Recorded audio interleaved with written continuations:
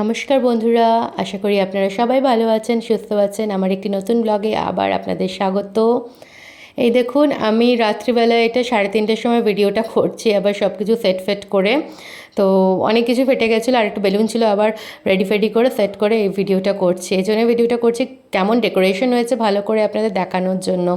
অন্ধকার ঘরটাতে সব লাইটিংস দিয়ে করা হচ্ছে। অ্যাকচুয়ালি না, এই টাইমে আমাদের যাওয়ার কথা ছিল, বেরোনোর কথা ছিল। তো বাচ্চাটা না কাল রাত্রেবেলায় বাবুটা আমার খায়নি ঠিক মতন, ঘুমিয়ে পড়েছে। তো আমি ভাবলাম যে ঠিক আছে, আমরা ওই জন্য প্ল্যানিংটা আমাদের চেঞ্জ করেছি। দুপুরবেলায় আমরা বেরোবো দুপুরের ট্রেনে। তো ট্রেনটা ছিল আর রিজার্ভেশনও হয়ে গেল, তাই টিকিটটা করে নিয়েছিলাম। কিন্তু ওই যে অ্যালার্ম দিয়ে শুয়েছিলাম, ঘুমটা ভেঙে গেছে, তাই ভাবলাম এই ভিডিওটা করে আপনাদের দেখিয়ে দিই যে এরকমই ছোটোখাটো ডেকোরেশন করেছি। লাইটিংগুলো কি ভালো লাগছে। সকালে উঠে বাবার আবার অপরাজিতা ফুলটার আমরা ফটো নিয়ে নিলাম, ফটো আর কিছু ভিডিওস নিলাম। খুব ভালো লাগে বাবার এই গাছগাছলি ফুলগুলো দেখতে, খুব মজা লাগে। এখান থেকে ওই জগাকুর দোকান দেখা যাচ্ছে।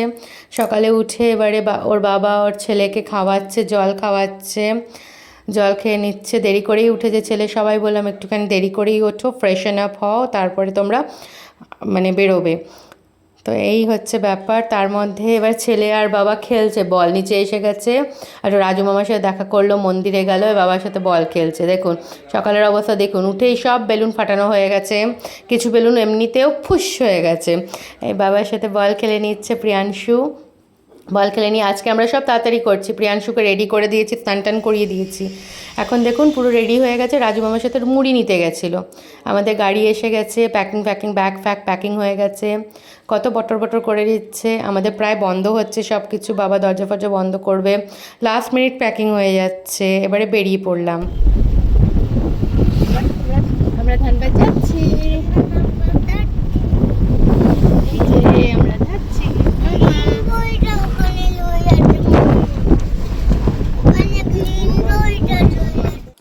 খড়গপুর স্টেশন পৌঁছে গেছি। দেখুন 1:57, আমাদের 2:30টার সময় ট্রেন আছে। পৌঁছে গেছি। পৌঁছে গিয়ে বাবা, আমি, মা সবাই কথা বলছি, গল্প করছি। বাবা বসে আছে, মা কি চিন্তা করছে জানি না।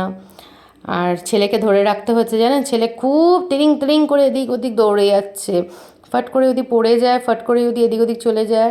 ঘুমের ঘোরটা এখনও আছে। দেখুন আমি হাই উঠাচ্ছি, কিছু করার নেই। বললাম না 3:30টার অ্যালার্মে 3টার অ্যালার্মে উঠে গেছিলাম। তো সেই, আর আমরা টেনশনেও আছি যে আমাদের ট্রেন যদি অন্য প্ল্যাটফর্মে দেয় তখন আবার মাকে নিয়ে যাওয়া অসুবিধা হয়ে যাবে, কারণ লিফটগুলো ঠিক মতন কাজও করছে না।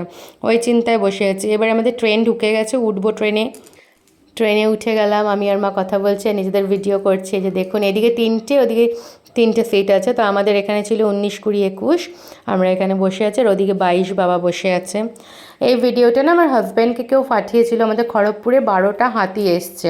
তো আমরা দেখলাম যখন আমরা যাচ্ছিলাম না স্টেশনের জন্য, তখন বন্ধ করে রেখেছে, বললো ওইদিকে হাতি আছে, যেতে দেবে না। তো এই ভিডিওটা আপনাদের সাথে শেয়ার করলাম, কোথা দিয়ে হাতিগুলো এসেছে।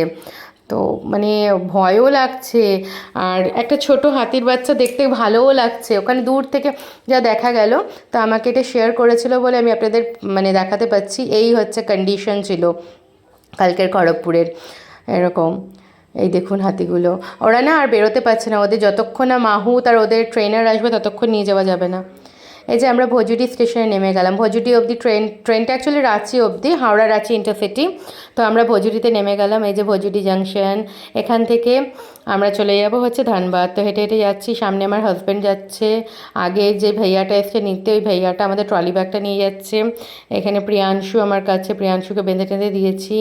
নিয়ে ভজুডির বাড়ি গিয়ে ওকে খাইয়ে নেব। চলুন, ভজুডি থেকে ফিরে ধানবাদ এসে গেছি। মা আস্তে আস্তে উঠছে, আমি উঠে গেছি, ঘরে এসে গেছি।